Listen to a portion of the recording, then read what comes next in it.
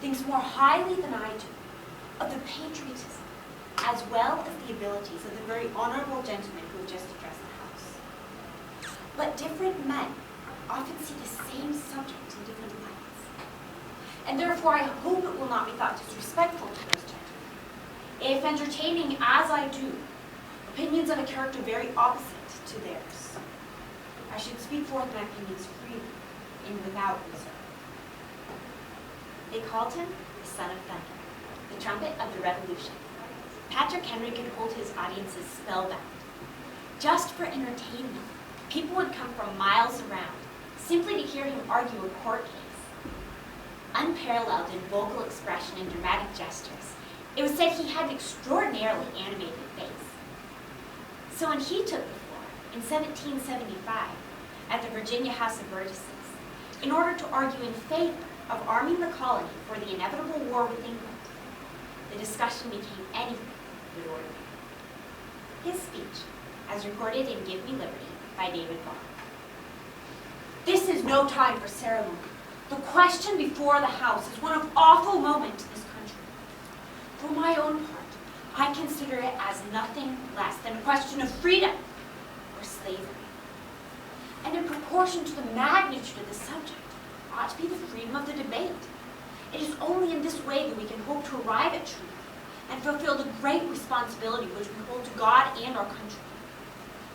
Should I keep back my opinions at such a time, through fear of giving offense? I should consider myself as guilty of treason toward my country, and of an act of disloyalty towards the majesty of heaven, which I revere above all earthly kings. Mr. President, it is natural to man to indulge in the illusions of hope. We are apt to shut our eyes against a painful truth and listen to the song of that siren till she transforms us into beasts. Is this the part of wise men engaged in a great and arduous struggle for liberty? Are we disposed to be the number of those who, having eyes, see not, and having ears, hear not, the things which so nearly concern their temporal salvation? For my own part, whatever anguish of the spirit it may cost, I am willing to know the whole truth, to know the worst, and to provide for it. I have but one lamp by which my feet are guided, and that's the lamp of experience. I know of no way of judging of the future, but by the past. And judging by the past, I wish to know what there has been in the conduct of the British ministry for the past 10 years to justify those hopes with which the gentlemen have been pleased to solace themselves and this House. Is it that insidious smile with which our petition has been lately received? Trust it not, sir. It will prove a snare to your feet. Ask yourselves how this gracious reception of our petition comports with those warlike preparations which cover our waters and darken our lands. Are fleets and armies necessary to work of love and reconciliation? Have we proven ourselves so unwilling to be reconciled that force must be called in to win back our love? Let us not deceive ourselves, sir. These are the influence of war and subjugation, the vast arguments to which kings resort. And what have we to oppose them? Shall we try argument? Sir, we've been trying that for the past 10 years. Have we anything new to offer upon the subject?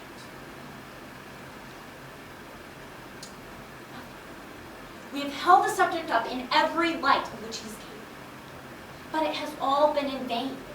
Shall we resort to a treaty and a humble supplication?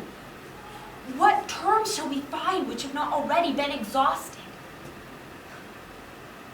Let us not, I beseech you, sir, deceive ourselves longer. We have done everything that could be done to avert the storm which is now coming on. We have petitioned, we have supplicated, we have remonstrated, we have prostrated ourselves before the throne and implored its interposition to arrest the tyrannical hands of the ministry and parliament. Our petitions have been slighted.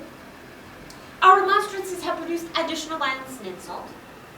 Our supplications have been disregarded, and we have been spurned with contempt from the throne. In vain, after these things, being indulged with fond hope for peace and reconciliation. There is no longer any room for them. If we mean to be free, if we need to preserve inviolate those inestimable privileges for which we have been so long contending, and which we have pledged never to abandon until the glorious object of our contest shall be obtained, we must fight. Repeated, sir, we must fight. An appeal to arms and to the God of hosts is all that is left us. They tell us, sir, that we are weak, unable to cope with so formidable an adversary. But when shall we be stronger? Will it be the next week? Or the next year? Will it be when we are totally disarmed and a British guard shall be stationed in every house? Shall we acquire the means of effectual resistance by lying supinely on our backs, hugging the delusive fountain of hope, until our enemies shall abound us hand and foot? Sir, we are not weak. If we make use of those means which the God of nature hath placed in our possession. 3 millions of people, armed in the holy cause of liberty, and in such a land as that which we possess, are invincible by any force which the enemy can send against us. Besides, we shall not fight our battles alone. There is a just God who presides over the destinies of nations, who will raise up friends to fight our battles for us. Battle, sir, is not to the strong alone, but to the vigilant, the active, and the brave. Besides, we have no election. Even if we were base enough to desire it, it is now too late to retire from the contest. There is no retreat but in submission and slavery. Our chains are forged. Their clanking may be heard on the plains of Boston. The war is inevitable. And let it come. I repeat it, sir, let it come. It is in vain, sir, to extenuate the matter. Gentlemen may cry, peace, peace! But there is no peace. The war is actually begun. The next gale that sweeps down from the north will bring to our ears the clash of resounding arms. Our brethren are already in the field. Why stand we here idle? What is it the gentlemen wish? What would they have? Is life so dear, or peace so sweet, as to be purchased at the price of chains and slavery? Forbid it, Almighty God. I know not the course others may take. But as for me, give me liberty, or give me death.